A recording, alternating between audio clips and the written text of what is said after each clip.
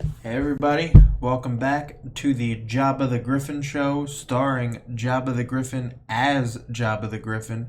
Today we have the extremely late, by CALLOUS standards, first round match between Starmaster and Undisputed. This is the one I was looking forward to the most. I requested to narrate this one. So let's hop right into this bad boy. As you can see, we're starting off with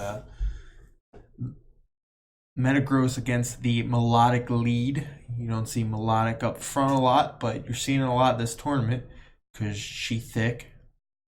The bulky water choice these days. Well, I'm not sure of choice. I'd have to look at the stats, but it's definitely catching on in popularity to the point that it's closing in on our boy Swampert.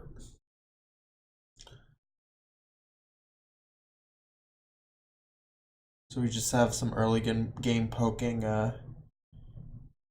Nice job not getting Scarm trapped by Undisputed. Did a quick Magneton check,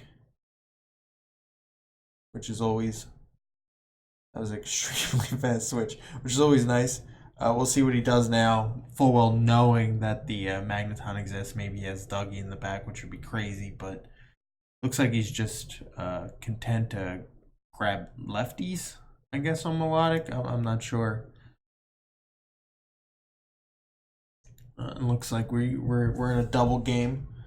I wouldn't, Starmaster has been in a spot where he could have attempted. He's thrown some doubles in, but hasn't thrown the one into Magneton. And here's this one. Oh, and he caught it on the third time. Was that the third time? I love that.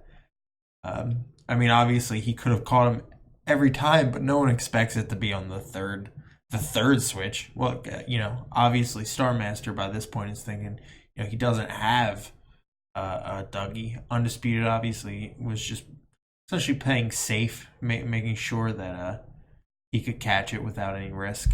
And obviously, as you saw, Starmaster had a lot of chances there where he could have caught the double himself on the Skarmory, but he never went that far. And so eventually Undisputed on his end instead was allowed to get the trap off. And Lax boomed on the Skarm, so even after all that, Skarm doesn't get a layer up, which is really good for Starmaster, and that was not a CB Metagross. But with the double trap, he's still going to be able to get the kill. So this is going to come down to what Starmaster has in the back, whether it's able to break Blissey Melodic. Heracross is pretty good for that if it's some sort of sword stance, and that's exactly what it is. So it looks like, depending on what the rest of this set, if it's sub and can dodge any status coming in from the Melodic, or just take the Surf if this goes down into if this is something like Mopcross, where he can just close it out with Megahorn. It's always nice to see a Mopcross clean up in 2019. Definitely one of my favorite cleaners. I always try to use it whenever I can, just because it's fun. If I think there's a classic replay.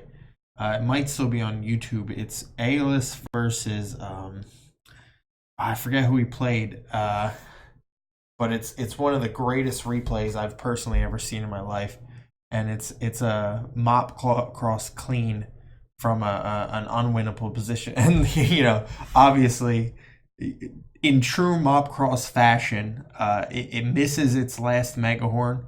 Obviously, it's too late for it to be relevant. But funny nonetheless. Unless Starmaster's last is like Breloom or something that gets killed by an aerial ace. One can only hope that's not, there. There we go. Starmaster just having a little fun with this one. Could have just cleaned it up earlier, but wanted to wanted to try to end it with Ludicolo, and as he says, he sucks. Could not even kill a Doug trio. So on the back of a Mopcross runaway, was it Mizuno? I want to say it was Mizuno versus Aylis in SPL, one of the early ones. One of the ones Aylis actually played, one or two. Just the greatest Mopcross comeback of all time. So I would highly recommend watching that video if you can't get enough Mopcross. But good clean by Starmaster, and we'll head right into the game 2.